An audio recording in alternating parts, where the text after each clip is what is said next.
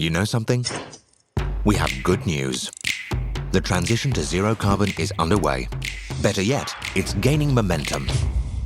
People everywhere are speaking out in favor of taking action, and energy is one of the main levers of this movement. And here's more good news. 4 years ago, Engie realized the extent of this revolution, and the group decided to be a pioneer of this zero-carbon transition. Not just to be one player amongst others, but to become a world leader. So to accompany this revolution, to respond better to our customers' demands and the expectations of society as a whole, Engie has decided to refocus its activities on ever greener gas, on renewable energies, and on saving energy.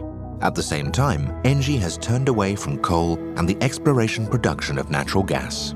Why? To enable its zero-carbon transition and that of its customers, by accelerating the production of low-carbon energy, by transporting this energy to its customers, and by helping them to make better use of it. And we have more excellent news. In each of these fields, Engie has developed and confirmed global leadership.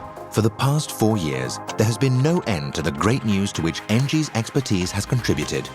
Industrial and public sector customers have reduced their energy consumption. Cities, airports and hospitals now have optimized cooling, heating and lighting systems. Data centers have become more economical. Mobility solutions are now more agile. African villages have electric lights. Renewable capacities are being increased, and Engie's employees are increasingly engaged. That is a whole lot of good news. And speaking of good news, we should probably also talk about what we accomplished in 2019.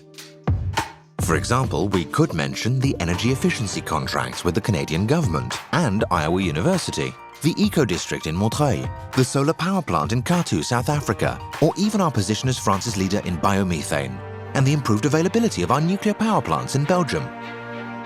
We could also talk about our first wind farm in Mexico, and Egypt's largest wind farm, or Engie Loire Métropole, which will become the French model for intelligent territories, and the green light given to offshore wind farms in France.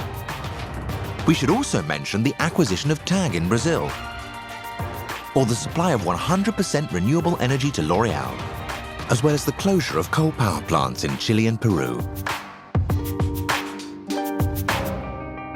In fact, there has been so much good news in 2019 that we could almost forget the most important thing. In a world where all businesses are moving towards zero carbon, together we managed to reduce our CO2 emissions by 50%, to return to sustainable growth, and attract new customers and talent. So yes, all this is very, very good news. News you can be proud of.